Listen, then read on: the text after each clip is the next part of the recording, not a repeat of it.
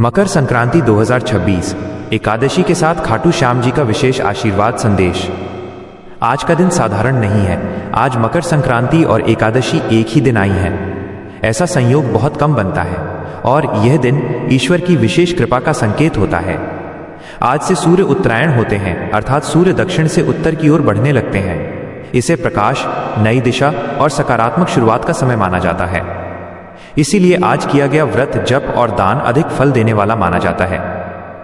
खाटू श्याम जी अपने भक्त से कहते हैं, बेटा, आज का दिन केवल पर्व मनाने का नहीं बल्कि मन को हल्का करने का है। जो आज संयम रखता है, अपने विचारों को शुद्ध करता है और मुझे सच्चे भाव से स्मरण करता है, मैं उसके जीवन की कई उलझनों को धीरे धीरे दूर कर देता हूं। श्याम बाबा का विशेष वचन, जो एकादशी के दिन अपने मन और इंद्रियों पर संयम रखता है, मैं उसके जीवन को नई दिशा देता हूं।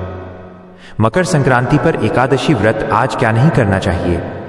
अन्न का सेवन न करें। चावल, गेहूं, दाल आदि, प्याज, लहसुन, मांस, मदिरा से दूर रहें। झूठ, क्रोध और कटुवाणी से बचें। दिन में सोना नहीं चाहिए। बाल और नाखून नहीं काटें। किसी का अपमान या तिरस्कार न करें।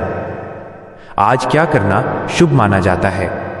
श्याम बाबा का नाम जप, विष्णु श्याम स्मरण, तिल और गुड़ का दान, सामर्थ्य अनुसार सेवा, मौन और क्षमा भाव। मन में ये भावना, मैं आज अपनी नकारात्मकता छोड़ रहा हूं। आज की सरल अरदास, श्याम बाबा, इस पावन दिन मेरे मन को शुद्ध करो, मेरे रास्ते साफ करो और मुझे संयम और विश्वास दो।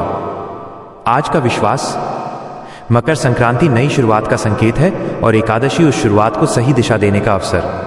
जो आज श्रद्धा और संयम रखता है, श्याम उसकी सच्ची इच्छाओं को अपने समय पर पूर्ण करते हैं।